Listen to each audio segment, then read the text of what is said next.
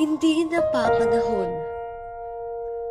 Sa edad na 21, isinuko ang buhay. Ang kanyang malungkot na paglalakbay na hindi na matatanaw. Una sa dami ng aking kilala, taglay ang di mabigkas na pangarap, di maipakitang pagmamahal. At kahit pagkaraan ng maraming pagsubok sa gitna ng nagaganap na usok, sa umaga, maniwala't dili panghihina at pagbagsak. Ano ang naiwan? Mga naikwadrong larawang, guhit, poster at larawan. Aklat, tala, arawan at iba pa. Wala nang dapat ipagbunyi. Ang masaklap na pangyayari nagwakas na.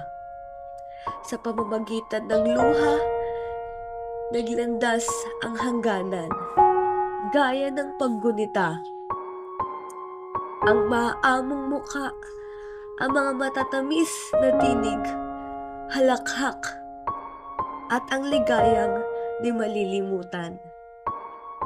Walang katapusang pagdarasal, kasama ng lungkot, luha at bighati, bilang paggalang sa kanyang kinahinatnan mula sa maraming taon ng paghihirap sa pag-aaral at paghahanap ng magpapaaral.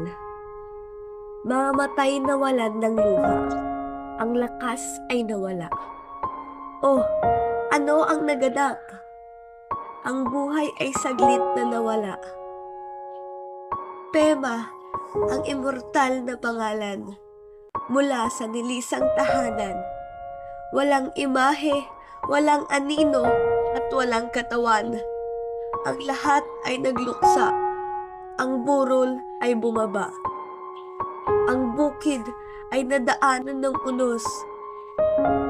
Malungkot na lumisan ang tag-araw, kasama ang pagmamahal na inalay. Ang isang anak ng aking ina ay hindi na makikita. Ang masayang panahon ng pangarap.